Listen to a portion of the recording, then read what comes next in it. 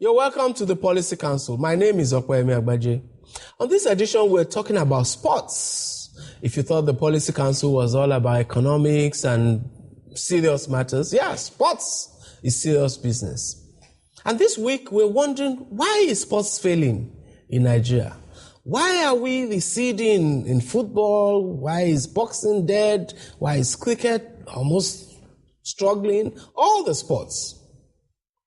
What has government got to do with it? What has these people got to do with it? What are the problems and solutions? I have a panel to discuss this with me, and of course I have a guest as well who will together x-ray these issues. Enjoy the program.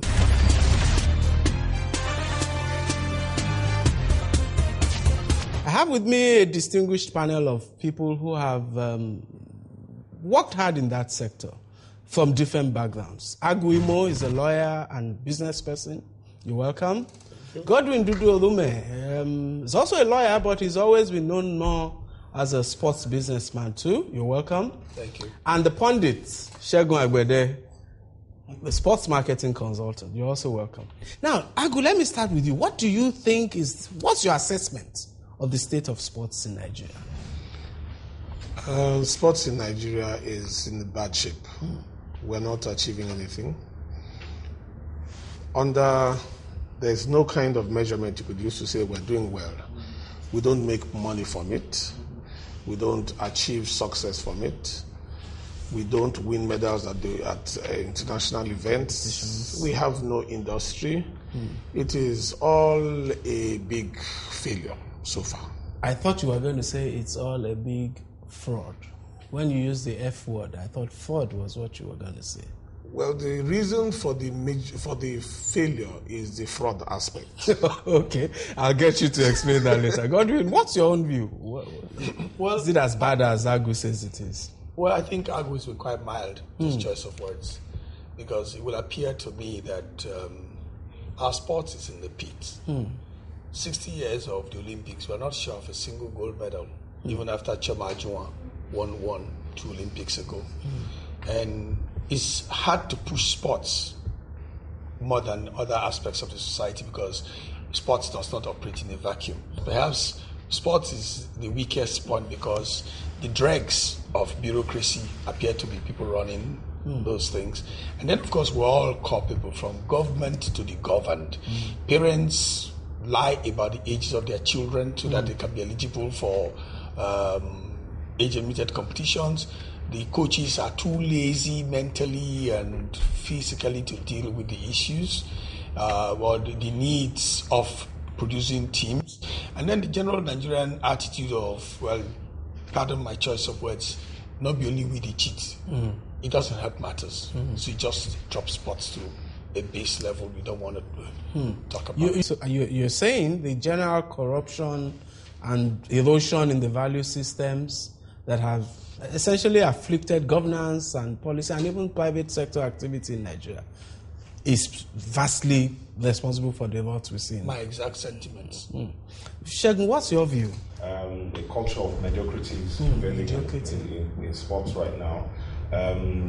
Mere charlatans have taken control. If you don't have any degree, any certification, go to sports ministry and run to ground. And the government is pumping money into it, and that is what is attracting, as I said, charlatans and mendicants. So it's the same sharing mentality that which the whole country goes to do at the federal allocation thing. We want to share money that we're doing with sports. This is government money to be distributed. Is there an alternative? Could it be otherwise? Some say, I've had people like the former Don of Nigerian sports, was it Dr. Amos Adamu, say, when we ask for sponsors, we don't get. Private capital can't come into sports. What do you think, Agu? Well, for sports is big money, big money, more money than most things that we can think about. But the tragedy in Nigeria is that whereas in other places, sports is an investment where people come together, invest their monies, and then get returns. In Nigeria, sports is a means whereby people who invest nothing share and take what belongs to the government. So they have this fable which they tell, which says that government is the only investor in sports, and therefore government has to be the sole manager, so to say. But I say that, how about if we change the rules and decide for once that the government should bring no money and see who's going to be left? For example, the guys who play polo, which is an elitist sport, they don't get any money from anybody, but they organize themselves, people come around, and they they enjoy themselves, and a lot of things are happening there. So if polo can be done without government money, what about football, that when we are playing a football match, the whole of Lagos? Music is done without government money. Everything is done. Films or Nollywood functions without government money. So why not sports? This is particularly so with football. It has become a structural problem with our sports. So we play 25-year-olds as under 17, we play maybe 28-year-olds as under 20, and 30-year-olds in our Super Eagles. So how do 30-year-old men win competitions? What do you think? Your players retire at 32, which means they've added a minimum of 8 years to their ages by the time they start playing under 17 and under 20. But see, I want us to quickly dismiss that fact, because it's a reality that is plaguing our sports, especially football, which must be dealt with. And the way to deal with it is pick sportsmen, especially at age-limited competition, from schools. End of story. There's no way anybody can play football league in Nigeria for 6 years and be under 17. Now, they are not prepared to invest in nutrition, in medical care, in boarding, and actually producing sportsmen. So the way to beat it is bend the age of the players and use grandfathers as under 17. Nigeria will go and play international competition and win. When they come back, the son of one of the players will drive the car to the airport to go and pick his father, and he's under 17. Let's take a break. On that tragic note, we'll be back.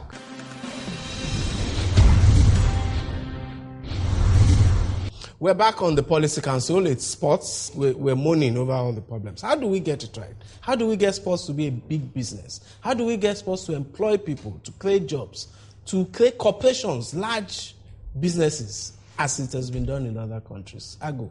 Starting point is to have a sports policy.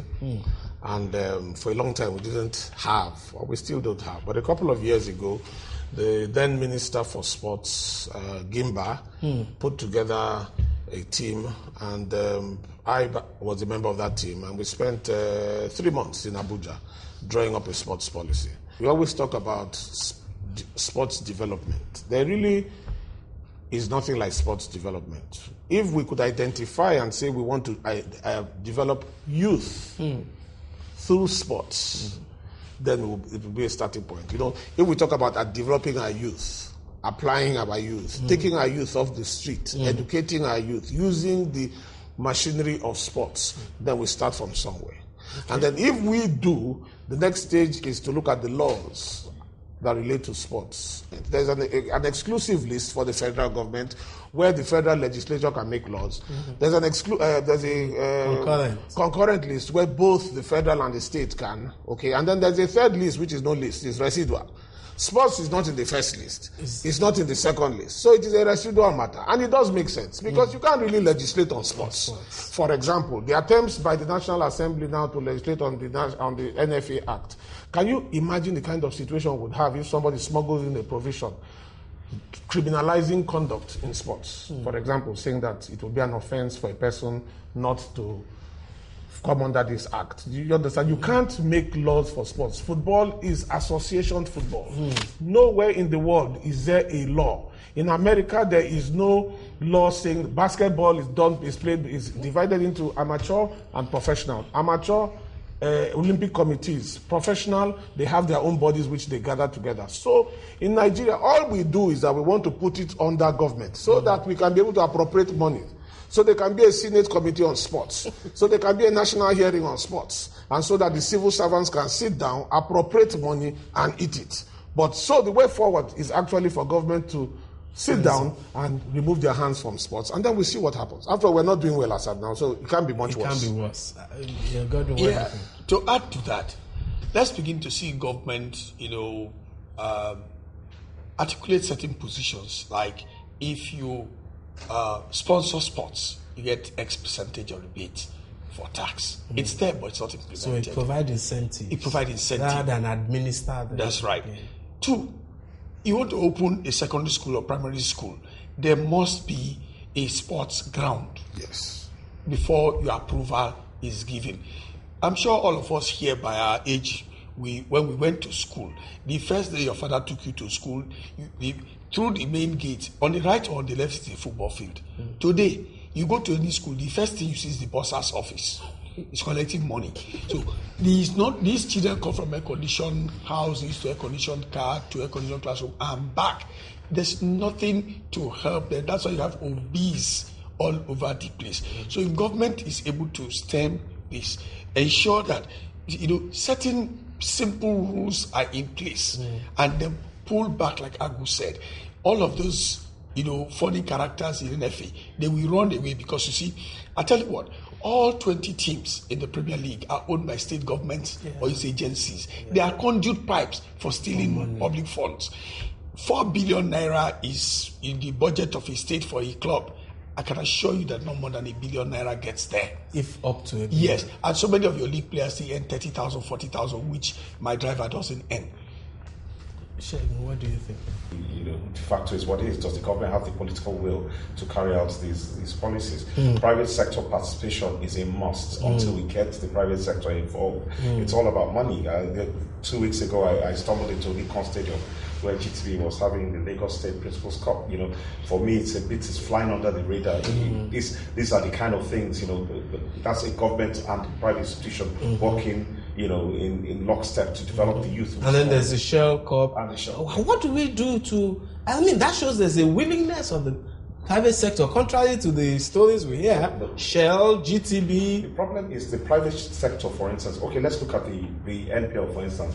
Globe ostensibly was sponsoring the league. For whatever reason, they pulled out. MTN wanted to step in. What did Globe do? And Globe was given the right of first refusal. How do I know this? I was at the forum when the sports minister said so. And they got a contact with Globe. Look, we're going to give this on. And they said they're not interested anymore. The minute they heard it was MTN now stepping into the breach, they now took the matter to court. What's going on here? So there are people that are ready to step into the breach. And the question is, even if a company puts down its money, accountability. There's so many areas that the money is going to be, the other question is, why is it that it's only football that our sports administrators are interested in? What of volleyball, hockey, cricket, swimming? You're listing sports that require more than just the goalposts. You have to buy kits. You have to make facilities available. Now you are asking too much of all of these people. They are not prepared to do that. You see, simple experience. Go home today, buy a football and drop it for your son. 20 other kids are going to play, so it's easy to run. But if it's a basketball team, a volleyball team, you have to buy trainers, you have to buy all sorts of things. Sports administrators are not ready to do that. I tell you what, not more than 1/5 of what government appropriates for sports goes into sports. And when you then ask them to deal with track and field, where you need to build an Olympic athlete in 4 years, then you're asking more than they have capacity for. Let me ask you, is it true that refereeing, you guys are probably closer to the sports? I know where you're going. Our referees are part of this society. Don't ask what you are not given. I have been a member of a ministerial committee to investigate allegation of bribery in the league. General Oneya was chairman. The referees told us, we take bribe. If we don't, they will beat us. There's no security at the stadium, no guarantees for the life of the referee. There was a very interesting game the other day between Heartland and Eimba. It was 13 goals were scored. No. It was a league game played in Enugu, but Heartland is playing their home games at Enugu right now. Eimba came from 2 goals down to win that match 3-2. Now, the beauty of that game was that an away team, at least away quotes, because they were playing away, came from 2 goals down and won the game. The referee was one, I can't remember, it was Adigwe from Lagos State. He had a beautiful game. What happened after the game? The whole Heartland fans rushed in and they tried to beat him up, tried to beat the life out of him. The policing was terrible. In fact, it was divine intervention that saved his life. The point I want to make here is that when refs do not kowtow to the will of the clubs, that take bribes and give the home club the victory that they so seek, then they get, they run the risk. So there's the whole issue around the whole infrastructure. Then the final infrastructure too. He who pays the piper. Exactly. When we own the final word when we own our game, when the participants are the owners of the game, when we've started to play association football, where the members of the association are the owners of the game, then we will organize it in such a way that the referees will be our referees, the television people will be our television people, and it will all be designed towards the common objective of which we set out to do. Well, we've had a sobering analysis of the state of sports. We know what the problems are. We have an idea what the solution is. The panel believes, and I completely agree with them, that you need to treat sports as business, and we need to take it out of the hands of government and of administrators who have no underlying interests in sports except for the funds that they control through it. My name is Femi Durojai. Welcome to the New Lagos, where things are improving every day. I work on the island and live on the mainland, but that's no longer a problem. With improved roads, I get to work faster. Sometimes I even leave my car and use the BRT bus, which is comfortable, fast, efficient, and reliable. After a hard day's work, the nights and evenings are even more fun. The streets are better lit, and the city is more secure, so I can catch my phone in peace. I pay my taxes because I want to continue enjoying the good things a big modern city like our Lagos brings. So it's my taxes that makes them real. Have you paid your tax? Pay your tax. It's your civic responsibility. It's your duty. It's the law.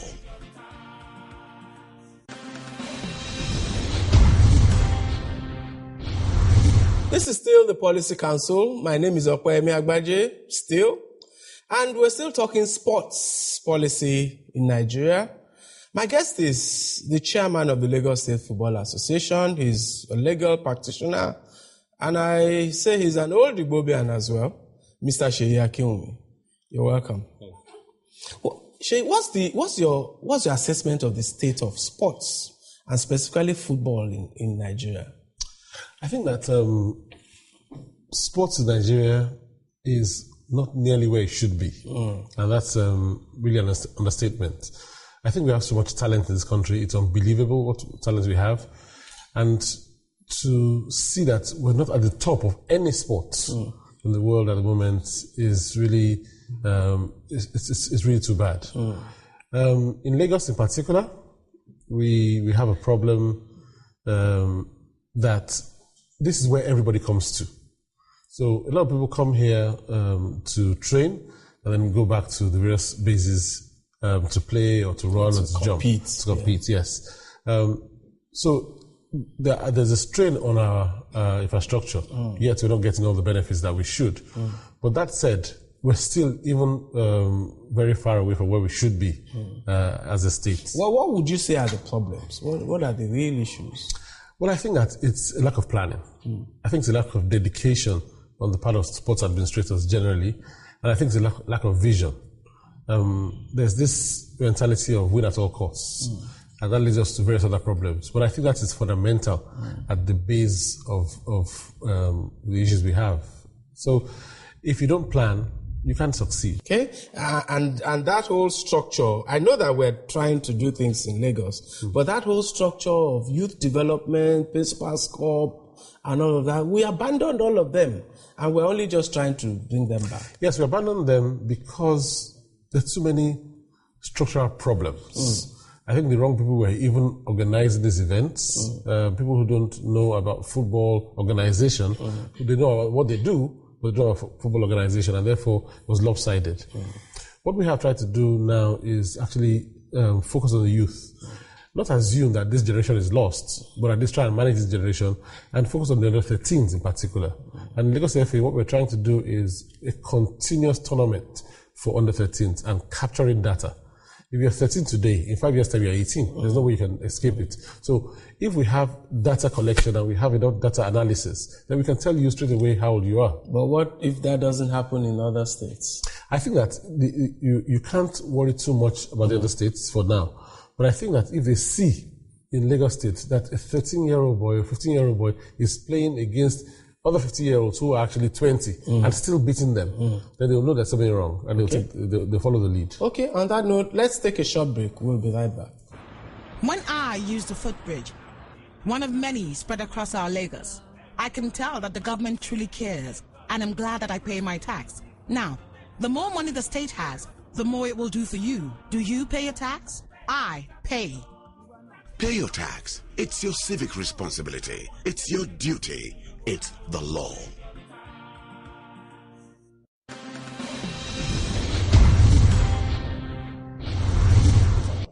We're still on the Policy Council, and I still have Mr. Seyi Akinwumi, chairman of the Lagos State Football Association, with me. Seyi, why is sports controlled by government in Nigeria?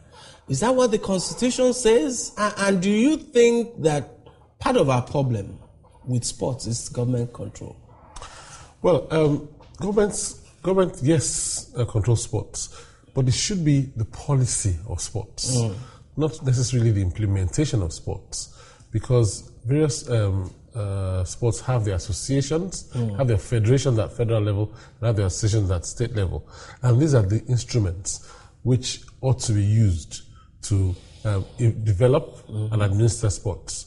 The backbone, for example, in football, which is where I play, Decree 101 has been what has given government all the control of sports. Now, it has been put to one side. A new law was meant to have come in place, I think it was in 2008, I'm not quite sure about that. But even that hadn't been passed. Now, in the past few months, the National Assembly has been calling for memoranda. We've gone there, everybody has gone to give their views on it. More than once, actually. So we're hoping that maybe something will come out of that soon. What would you like to come out of that? I think what I would like is some clarity. Some clarity on how, well, I'm talking of football again, on how football should be run and what powers there are between the Ministry of Sports and the Nigeria Football Federation. And also, of course, clarity whether it should be NFF or NFA. You know, I think that the Premier League. Yes, the Premier League. It's my opinion on Premier League is that the Premier League ought to be independent totally of government. It should be a private league.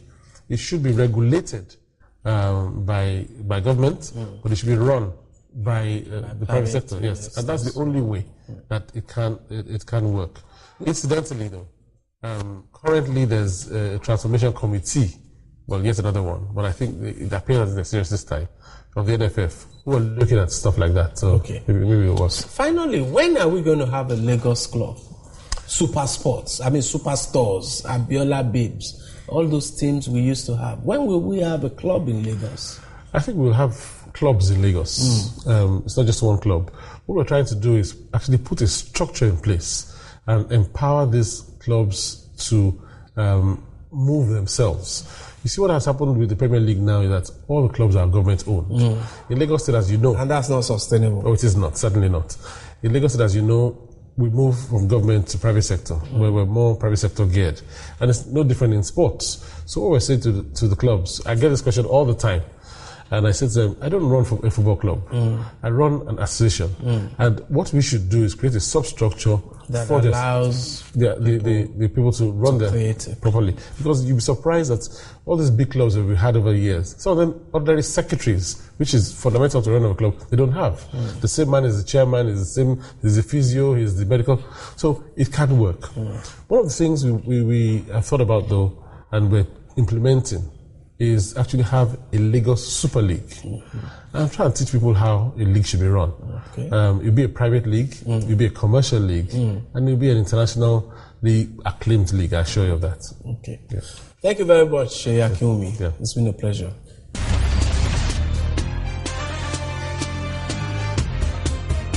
That has been the Policy Council this week.